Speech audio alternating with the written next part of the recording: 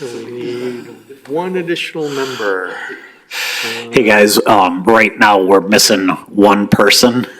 Bob was planning to be here. Yeah, I saw that Bob was, maybe we'll have to. I can vote twice. Yeah, right.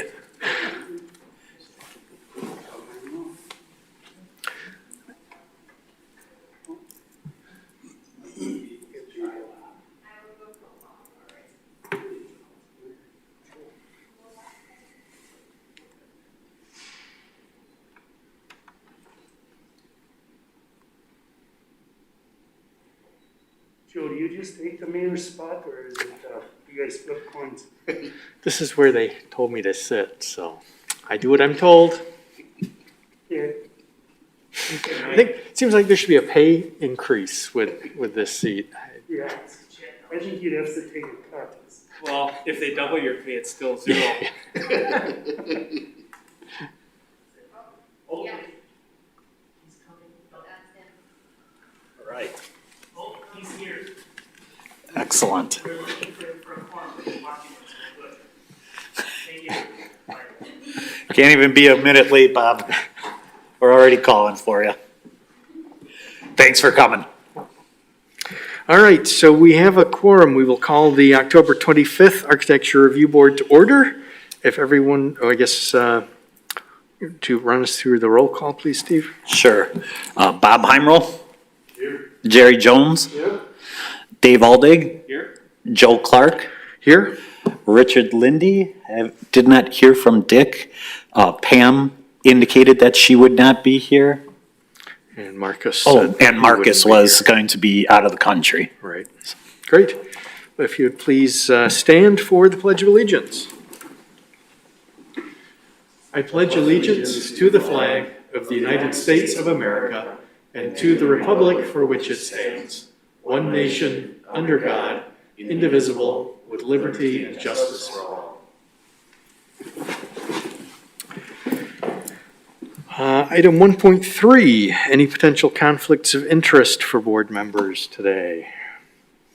Seeing none, we'll move to item 2.1, looking for approval of the minutes from our October 11th meeting. Second. You know, I wasn't there. We have a motion and a second. Any further discussion? Hearing none, all those in favor signify by saying aye. Aye. Opposed? Minutes are approved. Thank you. Brings us to our one item for discussion today, 3.1, the proposed construction of a new cremation retort for the funeral home at 1535 South 12th. So if you would mind coming to the podium so that we can record it and televise it, and introduce yourselves. Go up there. Yeah, if you could introduce yourselves, your team, sort of what you're proposing for the project. And Steve, I believe there's someone on the phone as well. Who's the woman? Jennifer Kolpis. Jennifer, are you out there? Hello. All right. Hello. Welcome. Hi, Jennifer. So, little introduction from your end, however you'd like to play it. Yeah, no real format. If you want to just tell us a little bit about it, and then the building itself and why we're doing it, and then the building materials and what the look is. And we have the drawings that are submitted that we can pull up on the screen and reference if you want to make reference to any of those.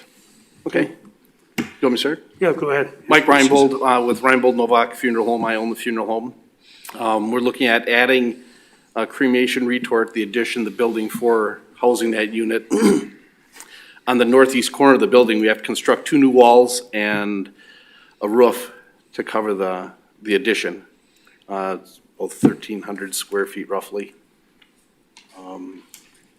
Mike probably knows a little bit more about the different building materials, but it's our goal to have the building seamless with currently what's existing there, so we maintain a consistent presence in our neighborhood, so. Yeah, we tried to give you some pictures of the area, and the pictures of the existing building. We're actually filling in a back corner. I think the business, Mike knows more about it than I do, but just in our meetings and discussions, the retort or crematorium seems to be almost a demand, especially with COVID now, and I think the timing is just about right for Mike and his family to put the expansion on. The materials and the construction, the entire technique that we're gonna use matches the existing building. There's nothing in materials we're using that aren't already on the project and on the building. We're actually just extending 2 elevations of the building to enclose that inside corner on the backside.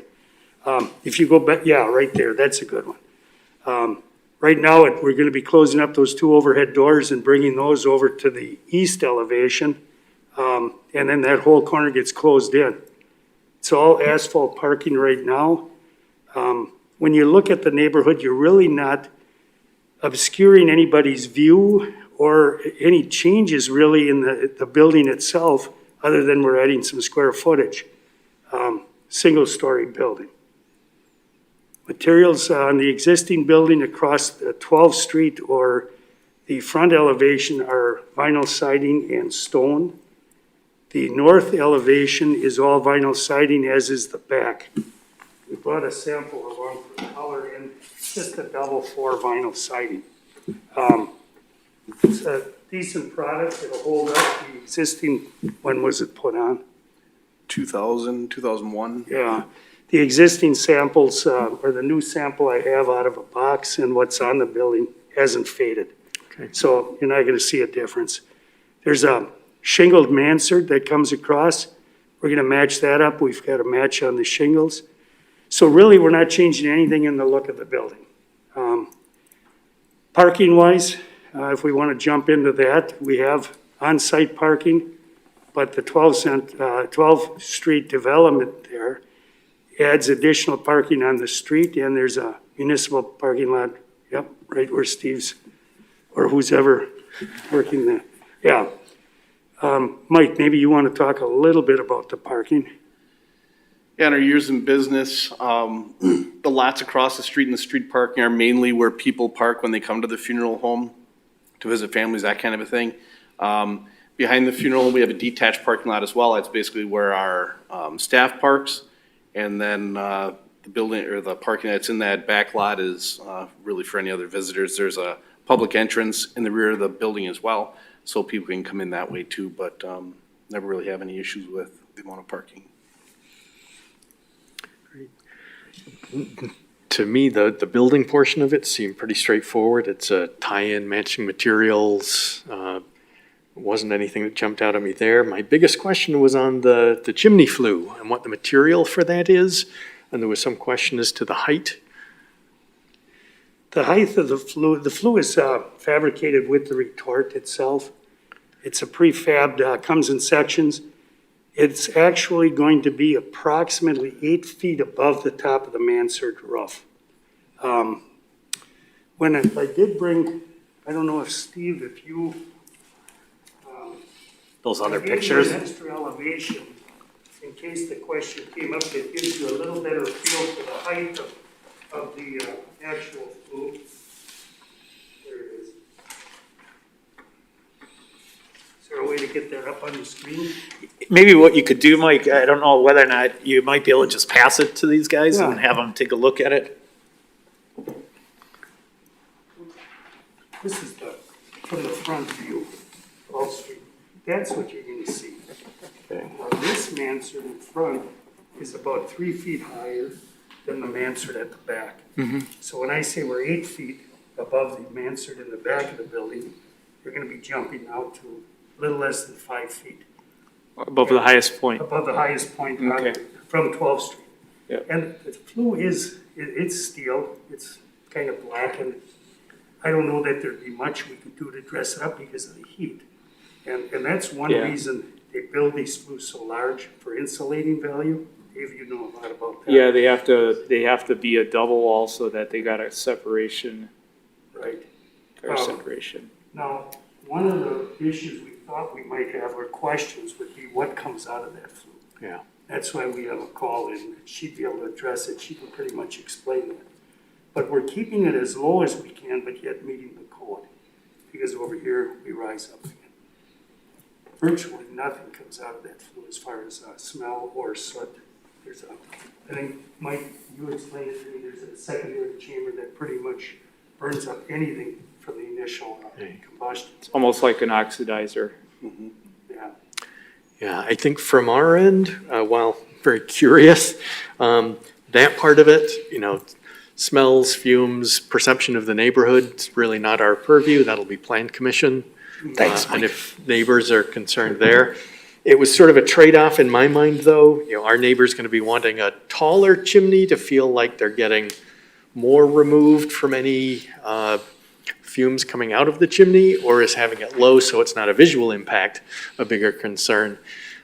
I don't have strong feelings either way, but there was the note in here about it potentially being lower. Yeah, I think he's okay that way, because if you're lower, then you have to be concerned about a downdraft or whatever. And Yeah. I don't think that's the case here. And as a piece of equipment, ought it to be screened or not? I guess it's not falling into that category for me. Needing any screening, it is what it is. From my end, I really don't have any concerns with it. Jerry? Yeah, Like you- nothing from mine either. I think they've taken good steps to lower the impact to the neighborhood. The building's gonna look exactly the same. That most people won't even notice the difference, I don't think, Yeah. when they drive by. But from a business standpoint, it's a must-have, unfortunately. Sure. Any other comments or questions for Jennifer, since we've got her on the line? I have one question. I'm presuming that you're at least 10 to 20 feet away from any surrounding intakes? Right. Oh, yeah. Okay. There shouldn't be any intakes up there on the roof at all, Dave. Okay. Sounds good.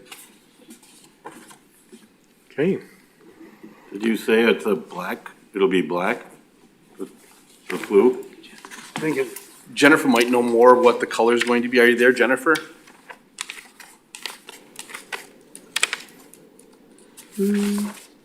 Hi, can you hear me?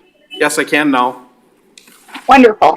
So yes, we refer to it as stack, but it's a 10 gauge stainless steel refractory line stack, and it will be black in color. Great, thank you. Chad, you had a question or comment? Do you cremate in the facility today, or where is that done? We do not. We currently have the body transported to Fond du Lac. It's a crematory that we've been using for about 30 years. And our cremation rate obviously has grown in the last 30 years from, back then it was probably in the neighborhood of about 5%, and now we're about 55%, Okay, and still continuing to grow. okay. So it's something that we need to do, yeah. Great. As I said, Plan Commission will be looking at a different set of issues tomorrow, but architecturally, I think this is pretty straightforward from our end. Yeah, I'd make a motion to approve subject to recommendations. Second. We have a motion and a second. Any further discussion? Hearing none. All those in favor signify by saying aye. Aye. Opposed? Motion is approved. Thank you very much. Good luck. yep, thank you. Thank you. Jennifer, if you're still out there, this is Steve from the planning department. If you could participate tomorrow, it would be worthwhile, because there may be more questions in terms of potential nuisances associated with this, and your expertise would be warranted potentially to answer those questions tomorrow. I'll be there. Great. Thank you all Thanks, very guys. much. See you tomorrow. Thank you for your time. Thanks, Jennifer. Any additional items the board would like to be discussing today? Steve, anything else? No, Next we will meeting, be, the 8th? we will be meeting on November 8th. Again, appreciate everyone's feedback on that. I think we're going to be seeing the water utility, the pump station and intake, and they want to bid that out shortly thereafter. So any way that anybody can let us know if you're attending or not when we send that out, again, we really appreciate your help in that. It helps us out a lot, so thank you. Great. Only if they're gonna lower our rates. What's that? We have a bargaining chip here. This is great. Yes. All right, I would entertain a motion to adjourn. So move. Second. All in favor? Aye. We are adjourned. Thanks, everyone. Thank you. Thank you. Thanks, Joe.